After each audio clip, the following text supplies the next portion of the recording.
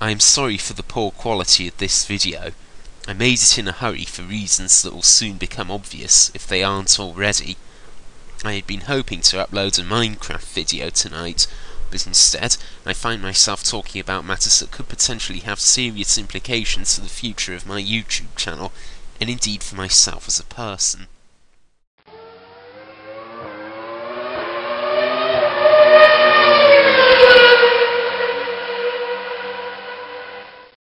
Welcome to episode 11 of Not Another F1 Blog.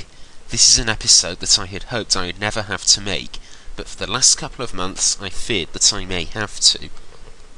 In case you haven't heard the latest news, the BBC has announced a joint deal with Sky Sports to broadcast Formula 1 races from next year to 2018. Sky Sports will broadcast all of the races live, while the BBC will be broadcasting half of the races live and showing the rest in highlight form.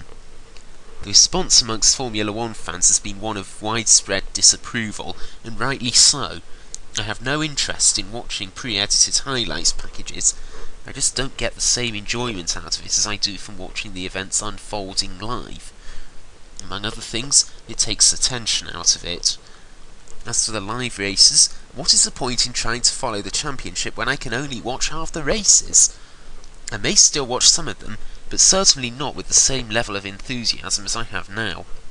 If I wanted to continue following Formula 1 in any real capacity, my only option would be to watch it on Sky Sports, but at £39.75 per month, it isn't worth it for just one sport. Not to mention that due to their links to that outright slimeball known as Rupert Murdoch, I want nothing to do with them. Regarding the deal, Bernie Ecclestone said, "It's super for Formula 1.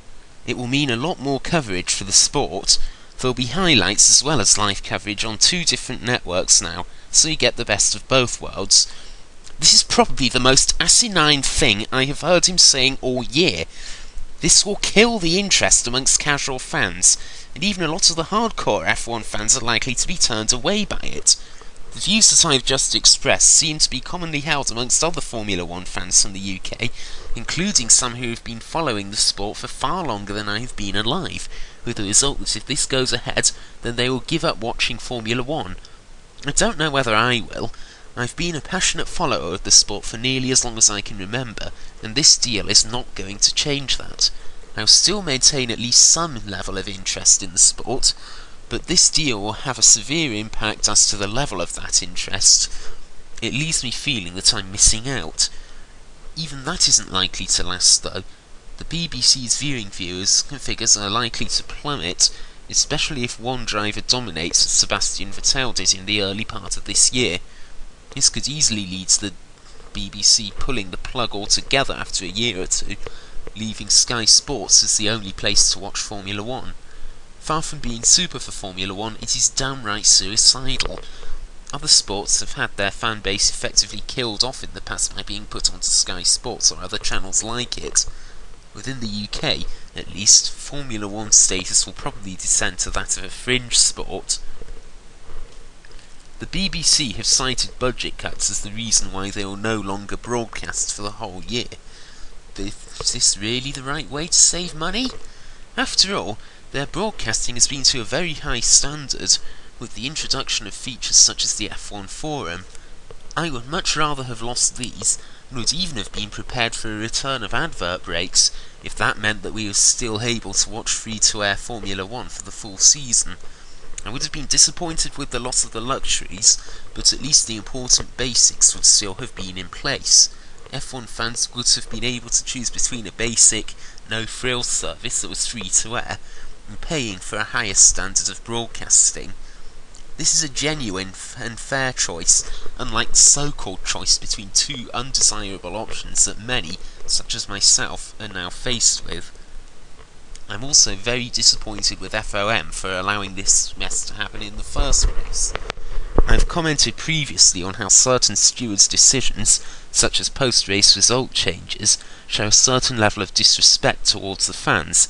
I see little point in watching the races in the first place if the stewards are just going to monkey about with the results after the broadcast has ended, and thus I believe that such changes in results should be made only when absolutely necessary. However, this goes way beyond that. No thought appears to have been given anywhere to the millions of fans such as myself who don't have or want Sky Sports. We are being treated with utter disdain here, and I really feel that the sport I love has betrayed me. So, where do I go from here? I have signed a petition to the BBC to keep Formula 1 free to air for the whole season. I've posted the link in the nether bar, and I would strongly encourage anyone in the same position as myself to sign it. It might just work. Last year, the BBC were planning to axe a radio station called Six Music, but after a public outcry, the plan to close it was cancelled. Things may be more difficult here, especially if the contract expressly forbids the BBC from broadcasting live races for the full season, but even so, it is worth a try, and it's really all we can do. Failing that, I'm going to have to find something else to fill the void in my life that this is going to leave. I may try watching other motorsports, such as MotoGP, and I may even make videos about some of those.